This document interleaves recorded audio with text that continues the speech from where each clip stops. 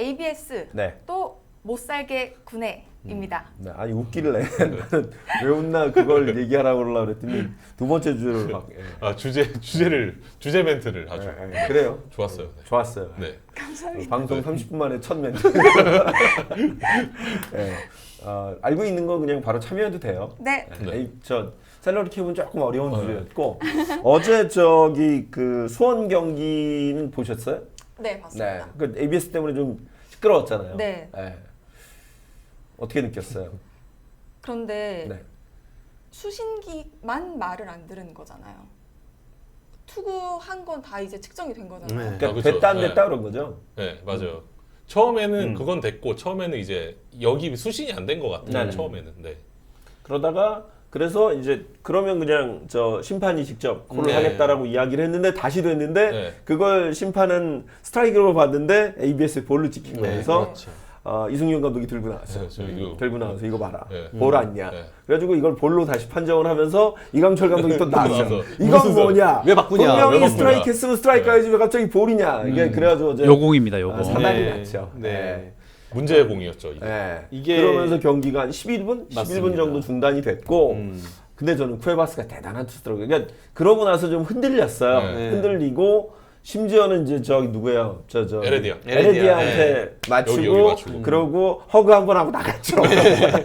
스스로 뭔가 정리를 딱 하고 그러니까 그리고 너무 끊었어요. 네. 그 쿠에바스 선수 투구 템포를 너무 끊었어요. 저게.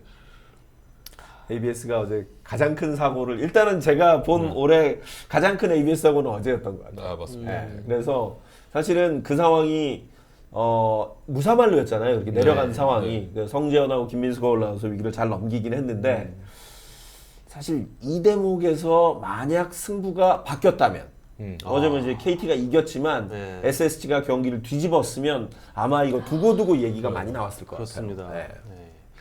사실 이게 ABS 어떻게 보면 두 번째 큰 사고 그렇죠. 이전에는 그 심판이 못 들어가지고 네, 못 그렇죠. 들어가지고. 한번 큰 네. 사고 났었는데 네. 그러면서 그때 막 여러 가지 보완책이 나왔고 더그아웃에 태블릿을 해서 주기도 더그아웃도 하고. 보게 하자 이랬고 뭐 여러 가지 얘기가 많이 나왔어요. 그리고 이것도 더그아웃도 이제 스트라이크 볼콜을 듣도록 하자라고 해가지고 한 건데 어찌 보면 이 보완책이 있었기 때문에 더그아웃에서 태블릿을 보고 확인을 했기 때문에 또 이게 가능했던 거죠. 그렇죠. 네.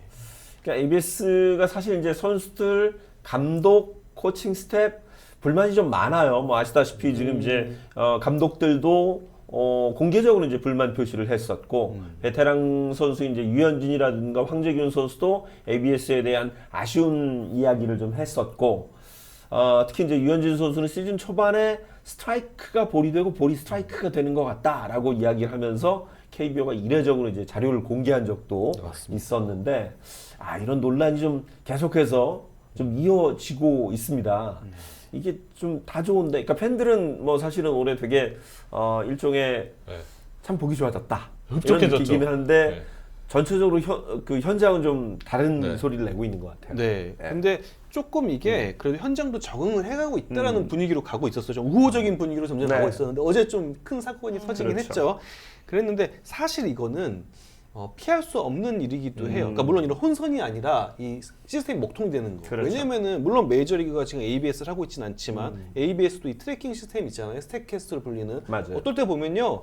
그 하루 종일 그냥 이게 먹통일 때 있어요. 메이저리그도. 맞아요. 아예 안 나와요. 네. 그냥 이게. 그럴 때도 있거든요. 이게 뭐 날씨 영향 그리고 네트워크 환경 영향 이게 없을 수가 없대요. 맞아요. 그래서 어느 정도는 좀 각오를 해야 된다는 얘기가 있었고 저는 그 이전에 작년에 이제 KBO가 조사를 했대요. 그 팬들한테 어느 부분이 좀 불만족스럽냐 했을 때 그 투표 결과 가장 이 순위가 높았던 게 심판의 판정. 그렇죠. 였다고 볼 판정. 해요. 예, 볼 판정, 볼 스트라이크 판정.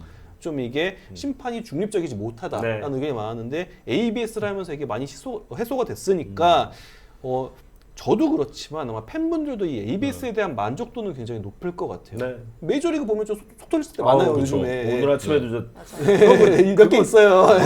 그 스트라이크거든요. 네, 네모 분명 보이는데 메이저도 근데 ABS를 진짜? 안 하니까 그래서 한 번 ABS를 네. 경험을 하면은 ABS가 없는 시대로 돌아갈 수가 없다고 네. 저는 느껴지고 있습니다. 그럴 것 같아요. 그리고 이제 뭐 여러 가지 이유, 그러니까 팬들의 이유도 있는데 사실 이제 내부적으로는 그것도 좀 있습니다. 그러니까 워낙에 이제 팬들이 많아지다 보니까 그 판정 하나, 특히 네. 이제 그 오심 판정 하나하나에 심판들에게 가는 심판위원들에게 맞아요. 가는 그 압박이 어마어마하대요. 압박과 부담. 예. 네. 네. 그래서 사실은 KBO 차원에서도 이걸 이번에 하지 않으면 엄청나게 큰 사건이 날 가능성이 있을 것 같다라고 네. 이야기를 하더라고요. 그래서 심판 보호 차원에서 맞아요. 만든 것도 분명히 네. 있습니다. 네. 그래서 어찌됐건 지금 일단은 적응은 해가고 있는데 네. 가끔 이렇게 큰 사고를 치는데 이것도 우리가 좀 그 시대를 맞춰서 가야 되는 그런 일 중에 하나일까요? 근데 이게 좀 운영하는 사람이 운영 주체가 좀 구장마다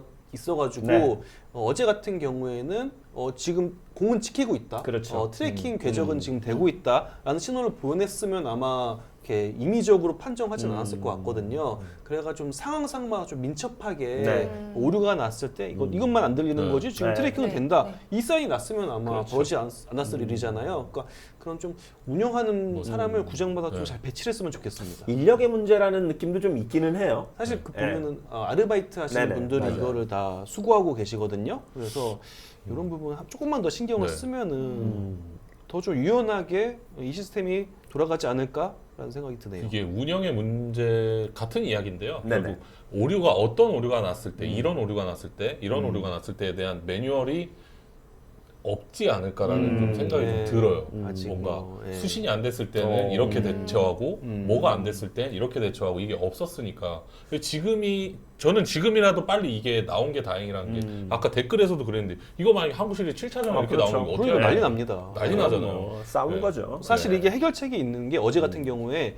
그 구단들이랑 현장이 바라는 게 이게 있어요. 전광판에 그냥 아. 이 ABS 띄워버리자 실시간으로. 그럼 너무 어제 같은 게 좋아요. 바로 그렇죠. 버리지 않잖아요. 네. 근데 이게 저도 알아봤는데 이 전광판이 그 우리나라 야구장 1군 9개 구장마다 업체 그 전광판 업체가 또 다릅니다. 아, 예, 맞아요. 예. 아, 맞아. 규격도 다 달라요. 네, 규격도 달라요. 사이즈 규격도 다 달라요. 예를 들면 이 포맷이 다 다른 거죠. 네, 맞아요. 그래가지고 이거를 일어나 해가지고 넣어야 맞아요. 되는데 네. 그러려면 아. 시간이 좀 필요하다. 그래서 아, 시즌 중에는 힘들고 네. 하려면은 비시즌 때 이걸 좀 통일해가지고 아. 예, 그럴 필요가 있다고 하더라고요.